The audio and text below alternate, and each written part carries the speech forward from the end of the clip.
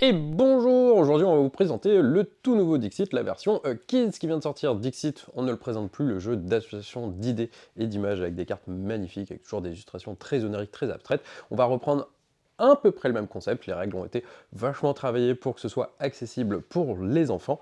Du coup c'est toujours un jeu de Jean-Louis Roubira, mais cette fois-ci il sera assisté par Théo Rivière et Elodie Clément. En termes d'illustration, beaucoup de gens, hein. Vous avez Sepio, Lucie Dessertine, Émilie, Peik et Le Monde Jouisday, Limon Jouisday, j'imagine. Bref, mon anglais est nul, parce qu'on va vous mettre les petits détails anyway de tout ce monde-là.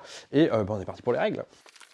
Dixit Kid est donc un jeu, cette fois-ci, coopératif, et non chacun pour soi comme ses grands frères. Il est à partir de 6 ans, et à partir de 3 joueurs jusqu'à 6. Alors le but du jeu, c'est qu'on va incarner une factrice qui doit inviter ses copains à son anniversaire. Donc notre but du jeu, ça va être de, à chaque fois, trouver en fonction des cartes, les bonnes émotions pour délivrer les bonnes invitations. Alors, comment ça va se passer? Ça va être assez simple. On va avoir notre factrice qui va commencer ici sur la petite case où il y a la petite coccinelle. Le petit contour va commencer ici sur lundi. Donc là, vous avez les jours de la semaine, ce qui est super pratique pour les enfants. Hop, on a mis au début de la partie 2 petits lapins dans chaque terrier, et on a pris au hasard des, alors c'est des tuiles émotions, mais c'est des petites fenêtres, donc parmi beaucoup, hein, comme vous pouvez le voir, vous avez énormément de tuiles pour énormément d'émotions différentes, parce que effectivement ce Dixit Kid va être au centre des émotions, et pour ça, un travail d'illustration et graphique a été apporté aux cartes qui est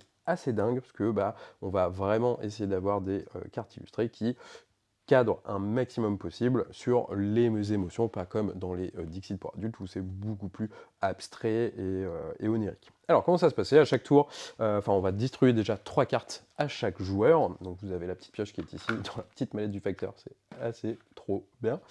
Une fois que tout le monde a ces 3 cartes, un joueur va être élu pour commencer la grande factrice, et ce joueur va devoir mettre son lapin sur une des 2 cases là, parce qu'elle veut inviter tel ou tel lapin. Donc ça, on va le faire.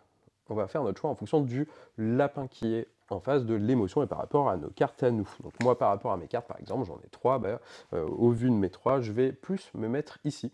Et je vais choisir cette carte-là. Donc je vais la mettre sur la table face cachée. Tous les autres joueurs, à ce moment-là, vont devoir regarder leurs 3 cartes.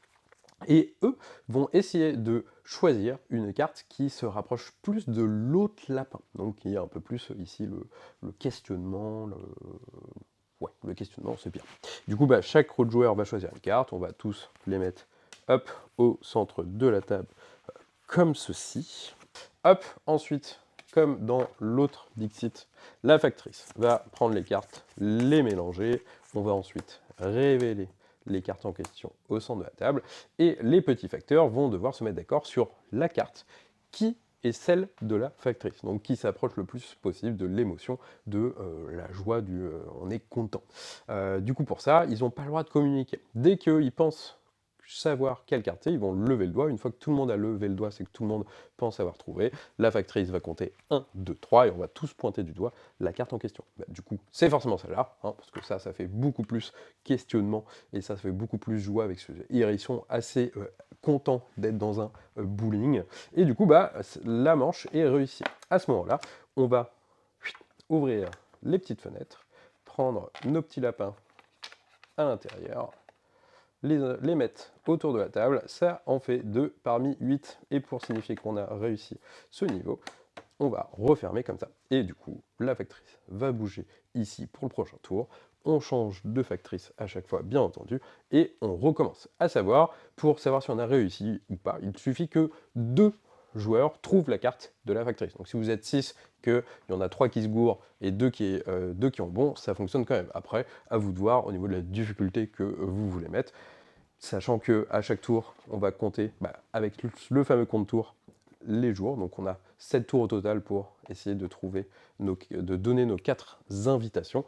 Après, si vous voulez aussi un niveau un peu plus élevé du futé, vous pouvez mettre le petit contour sur le mercredi par exemple. Là, vous aurez déjà un peu moins le droit à l'erreur.